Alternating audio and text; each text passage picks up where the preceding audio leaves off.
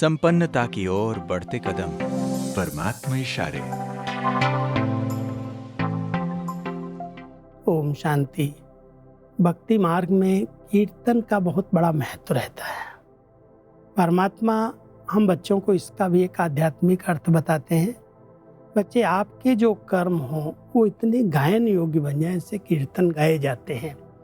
इनका दिखना अलौकिक, इनका चलना अलौकिक, इनके हर कर्म अलौकिक, इनका मुस्कुराना भी अलौकिक। तो हमारे हर कर्म से लोगों को लगे कितने महान हैं, कितनी श्रेष्ठ आत्माएं हैं। यही जैसे कीर्तन बन जाएगा। तो आज परमात्मा हम सभी बच्चों को विशेष इशारा दे रहे हैं। बच्चे, कर्म योगी का हर कर्म चरित्र के समान गायन योग्य होता है। हर कर्म की महिमा कीर्तन करने योग्य होती है।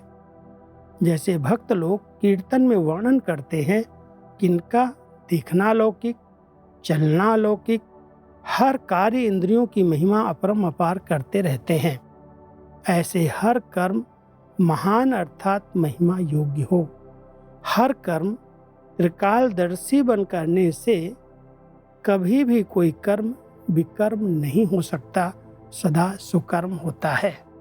कितनी अच्छी विधि परमात्मा ने सुना दी कि बच्चे, कोई भी कर्म करो, उस कर्म के आदि मध्य अंत को सोच समझ के करो। ऐसे नहीं कर लिया, हो गया, पश्चाताप करना पड़े और वो कर्म विकर्म पाप कर्म बन जाए। इसलिए त्रिकालदर्शी स्टेज पर स्थित होकर के बाबा की याद में रह करके कर्म करो।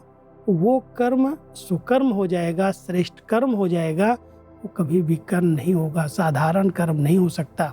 और जब साधारण कर्म नहीं होगा तो महानता आती जाएगी, और महानता माना ही उनके हर कर्म का गायन होगा।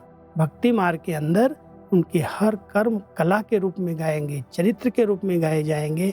इनका देखना अलौकिक, इनका चलना अलौकिक, इनका हर कर्म अलौकिक और न्यारा है। ऐसे गायन और पूजन योग्य संगम पर हम सभी ब्राह्मण आत्माएं बनती हैं। ओम शांति।